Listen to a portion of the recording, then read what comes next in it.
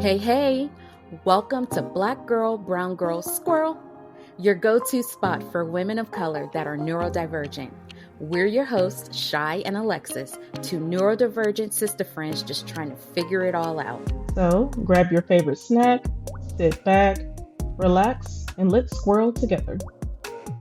We want to take a moment to acknowledge there are a variety of people who could describe themselves as neurodivergent, and this can include a diverse list of conditions, disorders, etc.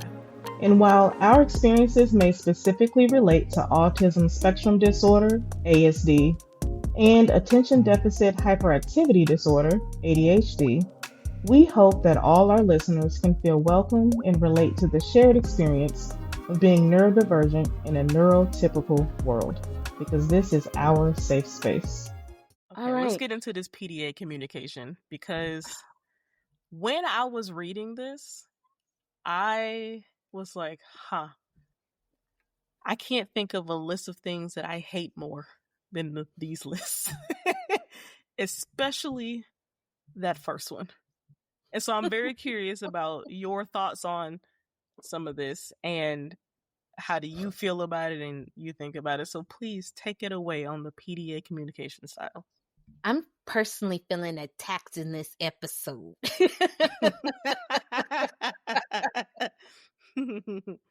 Often avoids direct demands and prefers suggestions or collaborative approaches. This is a big one for us. So what that means is, because we generally have a difficulty with authority, those exercising their authority, especially over us, being told to do something sends us running in the opposite direction. So I've used the example in the past of where I said, like, my mom, when I was a kid, used to say, call your dad. You need to call your dad. That's what she would say. You need to call your dad. Okay. Now, in her mind, when she says you need to call your dad, she means you should be picking up the phone and calling your dad right now, today. In my mind, I hear you need to call your dad. And I'd be like, I don't want to, because I don't want to talk to him right now. I don't have nothing to say. But I'll call him when I get ready to call him. Mm-hmm. It might be another 2 weeks. Have you called your dad? Nope. And now, because you've said that, you have reset the clock on when I feel like calling. So that creates a problem, because you've reset the clock, and now I will call him again when I get ready to feel like calling him again. So when it comes to the direct demands, and this is also something that's really hard when you're working for someone else, is because you are being told what to do when they want you to do it, and sometimes even how they want you to do it, versus saying, hey, we need you to do this by such and such a date. I don't like the bosses that I loved was like, I don't care how you get it done, just have it done by this date. Now, you may need it September 1st. I may work on it on August 31st at 11:59:59, but you will get it September 1st. So it's an autonomy thing. So when they talk about preferring suggestions or collaborative approaches, this is something I didn't even realize this is what I was doing until just since I've gotten diagnosed. My husband he comes to me all the time. I help him with a lot of his work for school. And he'll say, babe, I need you to proofread 2 emails for me. No, you don't. You would like for me to read 2 emails for you. Or, babe, if you have some time, would you mind looking over these 2 emails for me? But you don't need me to do anything. And I don't need to look at your 2 emails. Because in my mind, you're trying to control me. He would say, okay, so at 7:00 tonight, I'm going to come up and we're going to talk about the bills. Why it got to be 7:00? Just come up whenever you're going to come up. Because in his mind, the way his mind works as a process-oriented person, he's got a checklist of the. So I know by 7:00 I need to be done because I got to go upstairs and talk to Shai about the bills. Whereas in Shai's mind, Shai is like, sir, I can be doing any number of things. Why are you trying to control my time? What if I can't meet you at 7:00? What if I don't want to meet you at 7:00? What if I want to watch my K-drama at 7:00? You can laugh. It's okay. When something like that happens, do you ever have a thought of, hey, I can't do 7, can I do such and such time instead? Or does it always immediately jump to, how dare you put this on my time? It's wild. immediate. Just like for you So, when like for go you ahead, when you said that every time, no matter what the situation is, you are always having to prep a script. That is me when people start asking things of me in a way that triggers that PDA. So generally it's words like I need, you have to, things like that. But I also do step back and I'm doing more of now of, okay, that's not what they meant. That's not the intent. But yeah, that's how it comes across. Very much so. Controlling. And now I understand why I didn't like working. Interesting. Oh, I bet you didn't like working for nobody. Like in a 9-to-5 environment. I didn't like it because it was controlling. Let me clock in when I feel like clocking in and clock out when I feel like clocking out. I'm gonna still get the work done. Why can't I work from home? And honestly, that's one of the reasons why this whole people revolted about going back to the workplace. And it doesn't mean that they had to be neurodivergent, but if you think about it, people didn't want that kind of control on their time. I can still get my job done and I can still do it well and produce. Why do I have to be in the office to do it? Why do I have to do it? Okay, fine. You want to tell me that when I'm at home, I got to log in by 9:00? Fine. I'll log in by 9:00, but don't tell me I have to go to work and I have to be in the office and da-da-da. So that's part of my PDA. I would just, you let them tell me I have to go back to the office. I was already hired remotely, thankfully. But when they did start telling people to go back to office and it had to be like once a week or whatever, my colleagues were upset. I was like, thank God I was hired remotely because, the office is in DC. I'm in Atlanta. You can't require I come in except maybe once a quarter. But nonetheless, I would have had a real issue with that, especially with PDA. Yeah. Any other questions on that before we move on to the rest? I just, what I'm thinking about? So PDA, which is pathological demand avoidance, right? Mm-hmm. There's a resistance to direct requests. So sometimes indirect language can make it easier. So like I saw something that said as a suggestion, instead of being like, you need to do blank now, it's like, oh, I wonder if we should do this. Mm-hmm. When I tell you there's nothing I hate more than that. And so it's interesting to me because, so first of all, I speak directly anyway. Yes. And to say to somebody, I wonder if, I think maybe it might be a good idea if we blah, blah, blah. If someone says that to me, I feel insulted. I'm like, just ask me what it is that you want. Don't beat around the bush. Don't talk around me. This is insane to me. I hate this. Say to me what you're asking for or don't say it at all. So the idea that is total opposite to what would be productive in having a conversation with you and requesting something of you is like, I understand it intellectually. It's something. Well, so this is where we start getting into things like nuance with relationships, right?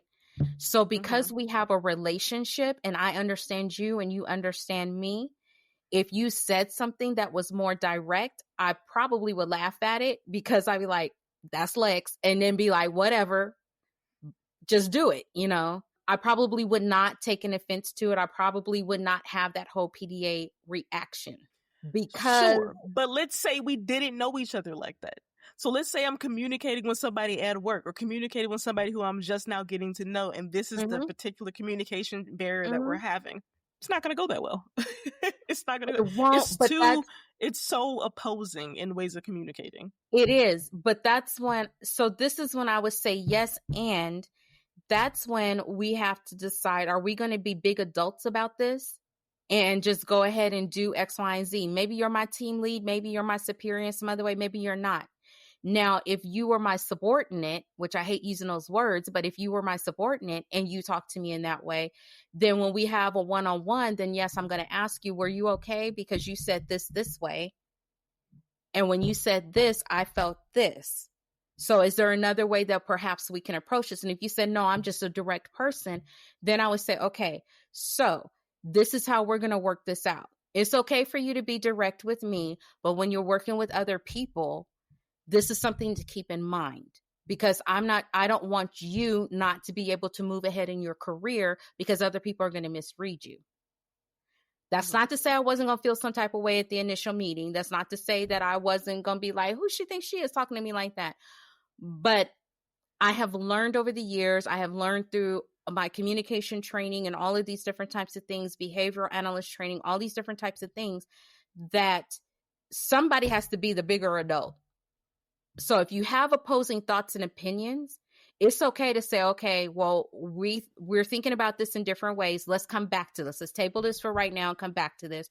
Or we're communicating in different ways. Somebody has to stop and say, okay, fine, write it down, and then approach it a little bit later and talk about it. Now, if I come to you privately to talk about it, and you have other things behind that, like other feelings behind that, like, no, because I'm that person, so this is what I say and how I do.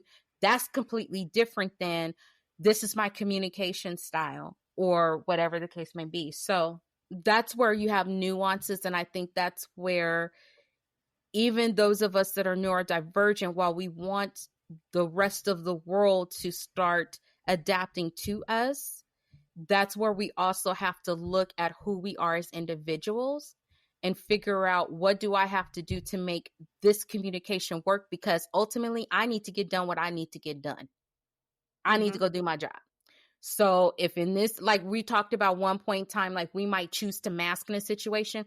So in this situation, you will be completely annoyed with how I'm asking questions or talking or whatever.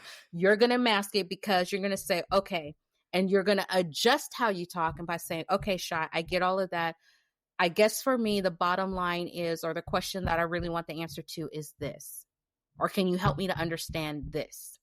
You would change your word choices and adjust. I've seen you do that. Yes, that is correct. I definitely would do that. But right? I also would be like, why does this person talk like that? Exactly. So what I had figured out is when I ask questions for clarity, is me saying I need a direct response to this. So I'm going to ask this question in a way that's very particular to get a direct answer for me.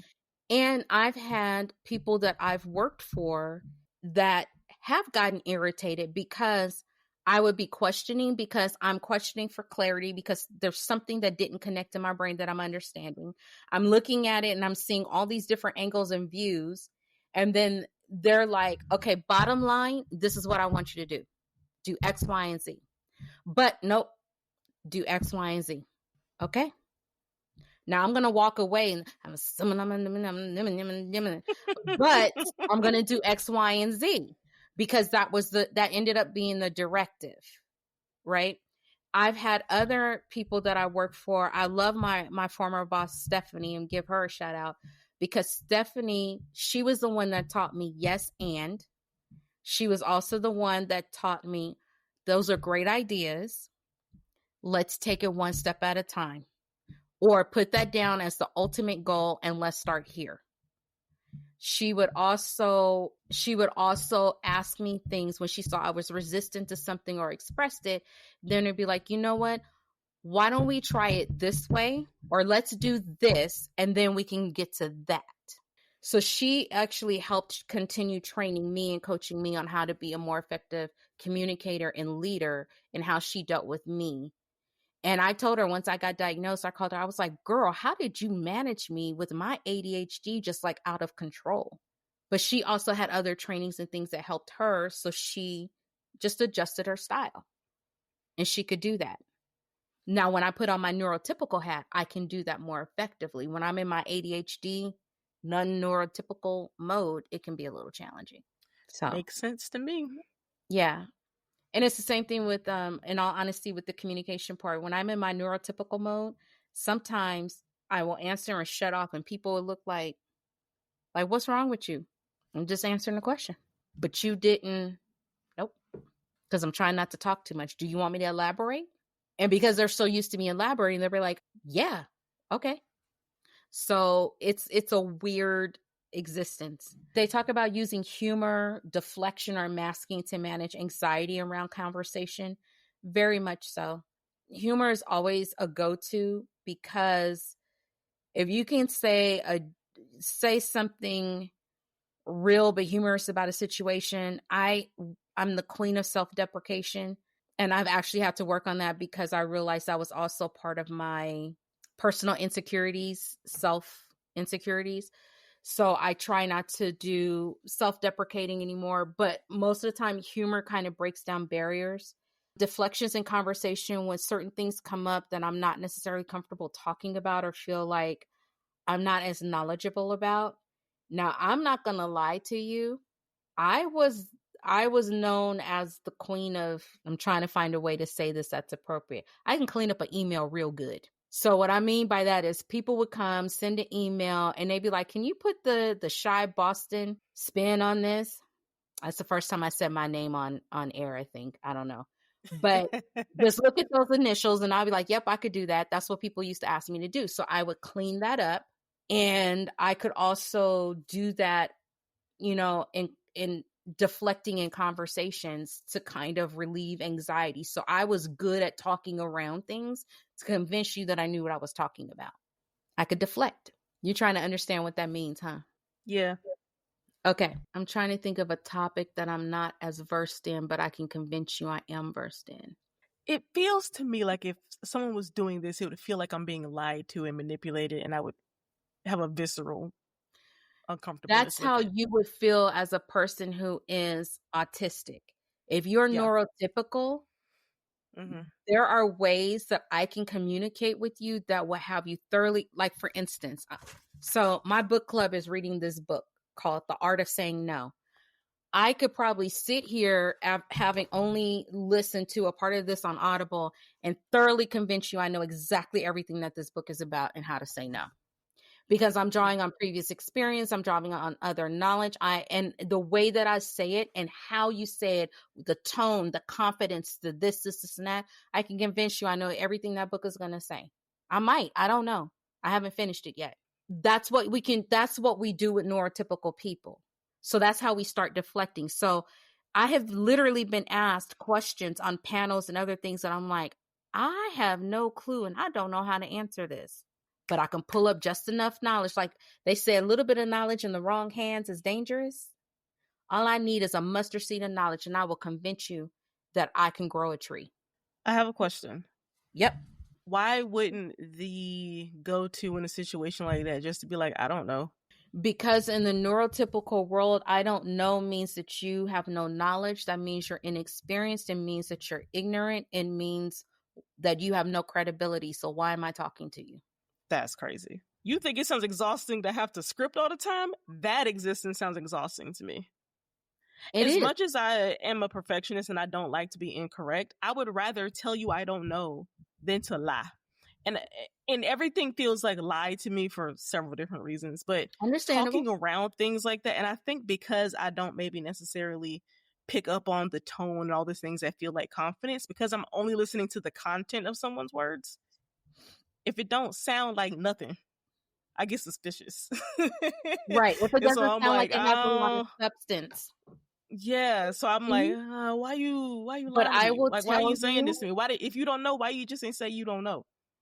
But I find myself in conversations with people often where I start saying, hold on, what? I start asking questions. I'll be like, so you don't actually know. You just said, why you just didn't say you don't know? I find myself having that conversation with people often. This is starting to make a lot of sense. And that's because in the neurotypical world, you are taught, especially in a corporate environment, that you should not say, I don't know. And you should be able to have an answer. So for instance, when I was a travel agent, and this is something that we used to teach travel agents and still do, quite honestly. If somebody asked me about a destination I wasn't familiar with, for instance, let's say they wanted to go to Ireland. I have never been to Ireland. And they say, I want to go to Ireland and I want to do this and that. Or what are some things that you would recommend there? And I would say, oh, well, of course, you got to go to Guinness because everybody goes to Ireland. You got to at least get a pint of Guinness and learn how it's made and that sort of a thing. And I was like, and there's supposed to be some really great golfing there. And there's some other things. But you know what? I'm going to tell you what. I've got a few things in mind, let me go and pull together a couple of these ideas and that will work for what you want from your vacation, and then I'll come back to you. Okay. That makes me feel itchy. Because you have special spidey senses that, okay, so pardon this term, but you have a BS meter. Like ding, ding, ding, something is not registering, something's not right. Whereas the average person doesn't really have that fine-tuned of a meter. Your meter is very fine-tuned. Most people don't have that fine-tuned of a meter. They'll go, okay, sounds good. But if I tell you enough, like I've been to Italy. I've been to Italy twice. I've been to Venice. I can sit here and talk for about 10 minutes on Venice and have you thoroughly convinced I know everything there is to know about Venice, Burano, Murano, all of the islands that are around there. I could tell you where Baccaro's Jazz Bar is. It's across from the old post office there in Venice. When I'm done talking, you'd be like, oh, she know a whole lot about Venice. I didn't know a whole lot about Venice. I literally spent a whole day and an overnight there in Venice. Well, actually 2 in total, but I have you convinced that I know a lot. Because most people's meters aren't as precise and in tune as yours is. So I know we're kind of on a little bit of a tangent, but I just want it to be understood here. This is why there's such a strong difference in communication styles. So when you're a neurotypical person, there's a lot of things that are implied. There are a lot of things that it's not as nuanced, but you are definitely not allowed to say in a corporate environment, I don't know. Even though they'll tell you, if you're talking to a customer, it's okay to tell them, I don't know, but I'm going to go find the answer. No, you don't say, I don't know. You be like, you know what? I have an idea. Or now that I'm thinking about it, yeah, I think there might be a way around this, but let me go and check on a couple of things. You don't know, but you're going to go check. And the customer's going to hear, great, they already have an idea. You, on the other hand, are sitting there going, girl, quit lying. Just tell me you finna go in the back room and go look up such and such and such. I feel so much more respect for someone who just tells me I don't know and I'll go find out. I don't know, but I can try. Every other thing you described feels like deception to me, and it makes me feel like gross and itchy. It makes my stomach feel uneasy. That entire interaction that you just described makes me. I feel so This is crazy. I didn't know that people really felt like they're not supposed to say I don't know in situations, because I say it all the time. And this also explains why sometimes I'll be the only one to ask a question in a meeting about something. Exactly. Or if it's a meeting where it's about something that I don't have a big stake in it, but I do not know half what they was talking about, I'll wait till the meeting is over, then I'll ask my team, so this thing, what is that? Yes. I don't know what that means. And then they tell me like, okay, now I understand this. Well, I was working on an analysis for something at work like a week ago, and he's telling me to do all these things. My boss telling me to do all these things and calculate this, and I did it. And I said, so quick question, what exactly is this? What is this even measuring? Like, I can understand to do this math, but I don't understand what this math means. What is this saying? And then he told me, and I was like, cool, I know now. Right. It would never occur to me to like be like, I can't tell him I don't know. Why? It's gonna come out in some way. He gonna figure out I don't know. And so that's why generally neurotypical people will go and talk to somebody on their team to ask for clarification. Okay, so what does this term mean? What was that talking about? Okay. But yes, you're supposed to sit in a meeting, look like you know what everybody's talking about, sit down and take notes. I used to sit in meetings and write down stuff and take notes, and then I would go back and be like, or like what I liked about my previous boss, Stephanie, is I go to her and I'd be like, girl, because we had that kind of relationship. I'd be like, girl, why come they said this when we could have been doing this, this, and that? And she would explain it to me. There's other times when it's just you go and sometimes you can't ask that of your boss. Sometimes you have to go and ask somebody else. Sometimes you got to get online and do your research. You know, people are harping over AI and how it's taking over. So let me tell you something. You better learn how to use AI and use it to your advantage, because I will jump on. I call my chat GPT CC. I'd be like, CC, what this mean? Explain this to me in layman's terms so I can understand. And because they know how I communicate, it spits it back out in a way I can understand. Or if I say that still doesn't make sense to me, So learn how to use, that's how it's a form of masking, but it's also a form of survival. You have to learn how to use the tools around you so you can get ahead. That's one reason why I was able to get ahead sometimes, because I used other tools, other people as references around me. I was put in charge of a $3.15 million budget. You'll appreciate this being an accountant. The person who... To everybody listening, I am not an accountant. Not an accountant. She works in finance and accounting. Kinda. So, but you'll appreciate this. So just stick with me, folks. When I got that position, the former manager said, here's the overall report of the budget for the year. Here's what's already been allocated out of this budget that we are waiting to receive invoices against and so forth. Here's your remaining dollars and cents. But the way that his spreadsheets and stuff was set up was so confusing to me. And then he said, you can just accrue this month over month and blah, blah, blah, blah, blah.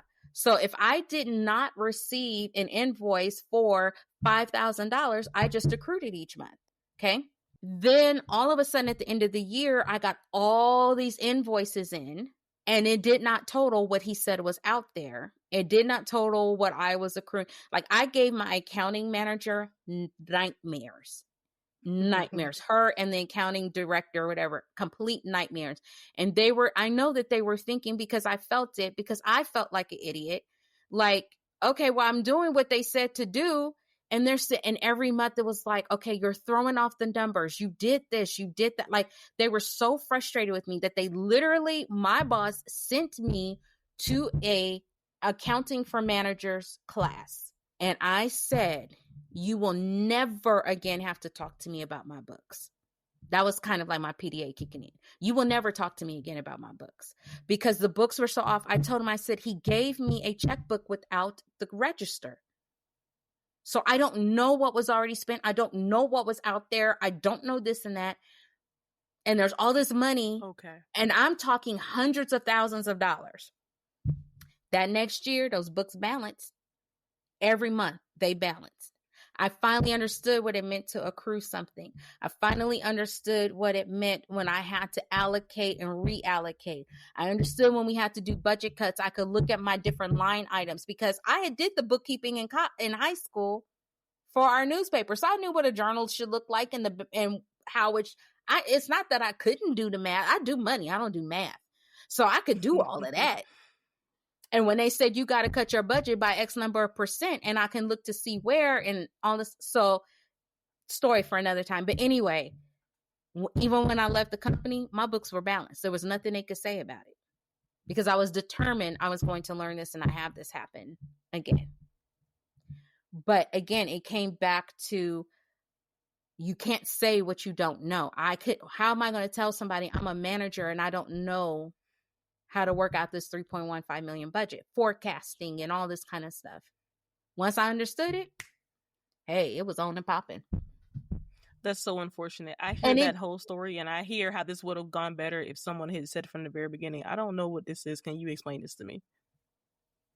This isn't making any sense. Why is this not working out this way? Can you help me? To just say you don't know something, like, it would have avoided so much confusion. It would have helped if I had known in the interview process that this was part of my job. I was used to building budgets. Like, okay, so we're going to do a training program. We want to do it in Rhode Island. Let's look at what this might potentially cost us. Okay, if we do it this way, it's going to cost this way. If we do it this, I was used to building budgets that way.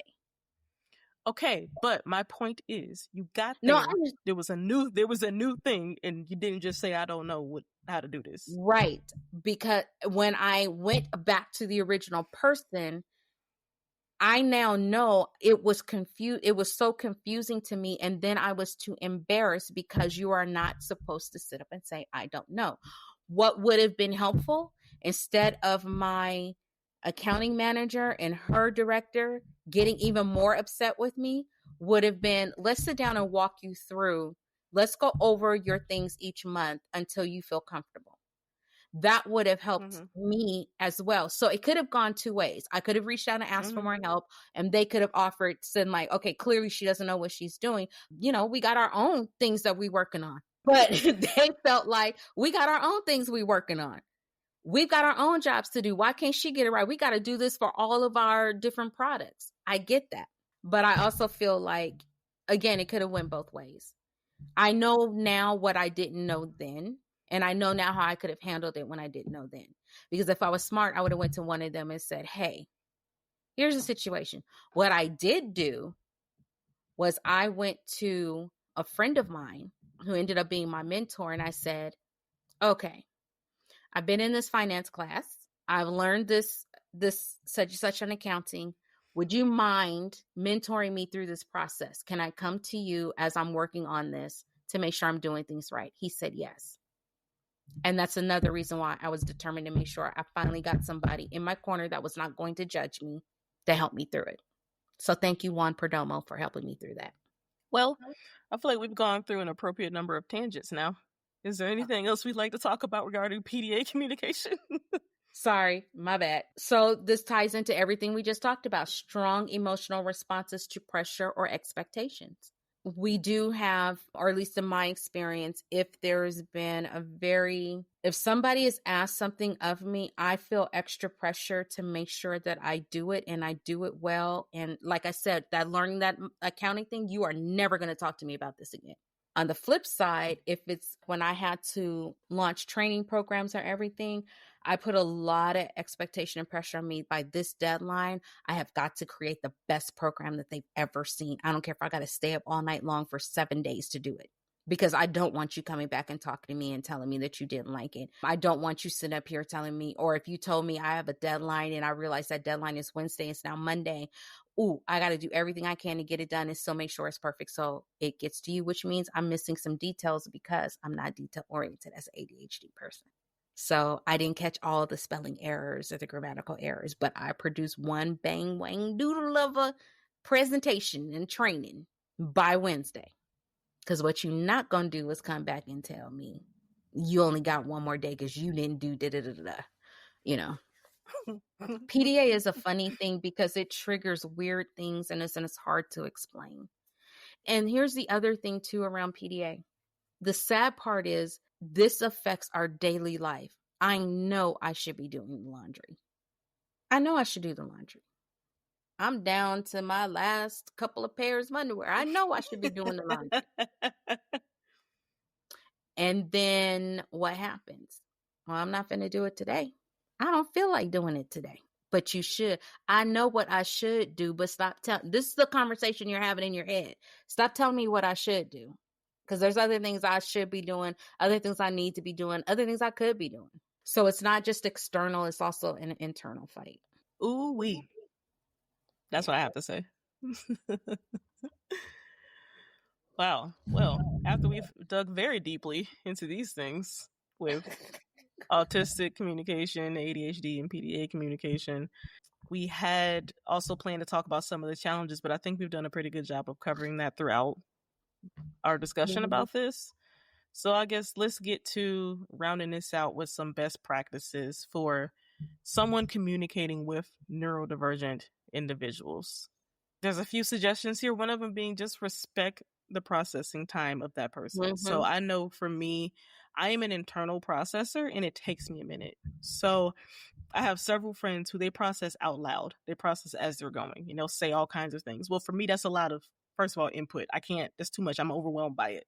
And I simply don't process information that way. It all happens internally. It's going step by step. And it might look like some stalling or some time. And I know that could be uncomfortable. Quiet moments, people don't really like those. They want to feel the silence, right? If you know someone who processes information that way, respect the fact that they need that time. You will have a better result from the conversation you're having if you just give them the time they need to process the information so they can give you the response that they actually want to give you. And it's okay to ask them, do you need some time to think about that? Mm-hmm. They might tell you yes, they might tell you no. There might be some things that are very clear and black and white to them so they can answer. And then other times they're like, like Lex said, they're going through a checklist in their head. It's not as simple as yes and no. So let me figure out what it is. So it's okay to ask. It's also helpful to offer options for the type of communication, right? So some people may prefer a text message, a voice note, something visual, or some other method as opposed to a spoken conversation. Maybe verbal communication isn't easy for this person. Maybe it's harder for them to process it verbal instructions. I know for people with ADHD, sometimes they're hard. It's like you say it and they immediately forgot what you just said for them to do. So maybe offering a different option for it. I know when I was younger, sometimes communicating certain things, especially something related to feelings, verbally, very difficult for me. I didn't really have words for it. I couldn't really connect what I was feeling to something to verbalize, but I could write it down. So I would do a lot of communication with my parents, like by letter. And yes, we are in the same house. And yes, I wrote a letter and put it on their bathroom counter. And then they saw the letter and they said, okay, cool. Now we know what we need to talk about. It might have been like a jumping off point to have some verbal communication about it, but I might not have gotten there if I didn't have that option available to me. So shout out to my mom and my daddy for letting me do that. Yeah, I did that on occasion with my mom, and also too, just with myself, to try to help me to understand my thoughts. I still sometimes on occasion will sit down and just brain dump stuff out and go, okay, that was a lot. What, or this is how I'm thinking, or try to understand what I'm thinking and feeling, even though I'm a woman of many words. I do prefer text messages. And people laugh at that because clearly I like to talk. Well, not that I really like to talk, but that I do talk to explain myself. But I was not raised talking on the phone. Like, you didn't talk on the phone during the week for school because, things. So on the weekends, you could talk on the phone. But by that point, I was like, I ain't got nothing to talk about. So I tried to talk with my friends at school and get it all out, because after school, none to talk about unless we work on our projects. And as I became an adult and more of an introvert, or I gave into my introverted tendencies, there's very few people I can pick up the phone and just chit chat with on the phone. I don't do that. If you call me, my first thought is, why are you calling me? What do you want? What's the point of this call? And if I realize it's absolutely nothing, I'm doing everything I can to get to a point and get off of the phone. So text messages, perfect for me, because one, I can read it, respond in my head, and not send it. I'm gonna forget. But it's just easier for it really is easier for me. And I also love emails, because I hope that this will not disturb you in our email box, but I will always send an email and I will copy myself on the email to keep track, because I feel like that keeps the line of communication. And then when we get to a point where we're not understanding each other, that's when I'm going to pick up the phone and be like, okay, now let's have a conversation. And you know what? I'm going to recap it in email. Yep. Because it also helps me remember too. But yeah. Be sure to validate the communication style of others. And this is good advice for neurodivergent, neurotypical, whoever, because no two people are going to communicate in the exact same way. But it's not an issue of your way of doing it is right or wrong. It is simply different, right? So understanding that someone else is going to probably need to communicate with you in a different way that's going to involve a lot of different things. It might not look the way you would have expected. Doesn't make it wrong or bad. It just means, okay, this is how they do it. It is still as valid as mine. How can we communicate with each other effectively? Nothing left to say to that. I wholeheartedly agree. That actually reminded me of one thing that I did find doing research, the phrase the double empathy problem. So there is empathy needed actually on both sides. So we talk a lot about how, as neurodivergent people, that we do need some accommodation in a lot of different ways, right? And people should try to understand us, but we are also operating in the world, right? So it is important to also be able to have some flexibility in the way you think, and being able to understand how the world around you operates, and knowing how communication usually goes for them, to have a better understanding of whatever challenges you might be having. So I know, and sometimes I forget, but I know that if I communicate in like a neutral tone, flat tone, a lot of times that can be taken as all kinds of different ways. I get it. So I have to be aware of that. And sometimes I might be sure, like I might say something right off the back and it's very direct and very just like sometimes abrupt. And then I might say, sorry, I didn't mean that to come out that way. What I mean is this. I might elaborate further on it, right? It's not for every situation. I'm not babying people through conversations. Sometimes it is what it is. But that double empathy, being able to contribute to effective and empathetic conversation with others. I agree. That's why I said we have to help ourselves help ourselves.